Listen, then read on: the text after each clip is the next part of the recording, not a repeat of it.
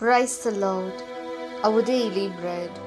Wisdom of Solomon, chapter 3, verse 1. The souls of the righteous are in the hand of God, and no torment shall touch them.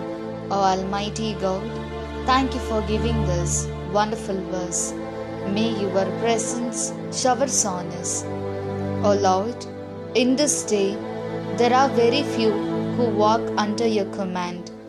They are being pressured by money and possession, and the righteous are being led into evil.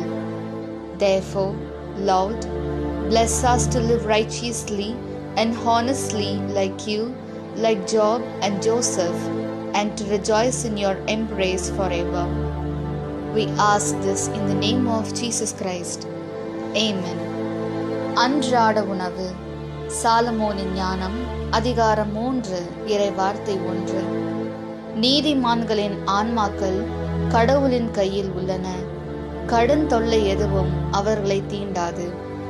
அன்பின் தகப்பனே, இன்றைய நாளிலே இந்த இறைமன்னாவை கொடுத்ததற்காக நன்றி ஆண்டவரே. இறைவா, இன்றைய காலகட்டத்தில் உமது கட்டளையின் கீழ் நடப்பவர் வெகு சிலரே. அவர்களையும் பணத்தாலும் பதவியாலும் நெருக்கடிக்கு உள்ளாக்கி நேர்மையாளரையும் தீமைக்கு இட்டு செல்லும் அவலம் நடந்து கொண்டிருக்கின்றது.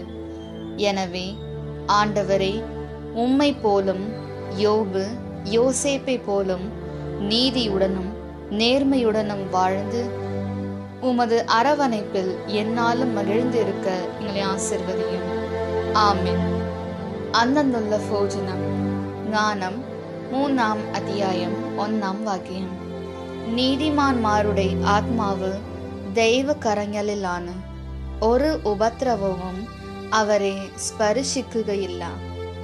ദൈവമേ, അങ്ങേക്ക് പ്രിയമുള്ളവരായി അങ്ങേ വചനം പാലിച്ച് നടക്കുന്നവർക്ക് എത്ര പ്രശ്നങ്ങൾ വന്നാലും ദൈവമേ അവ എല്ലാം മാറ്റി അവരെ രക്ഷിക്കുന്നുവല്ലോ.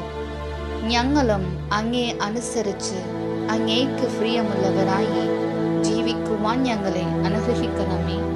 ആമേൻ.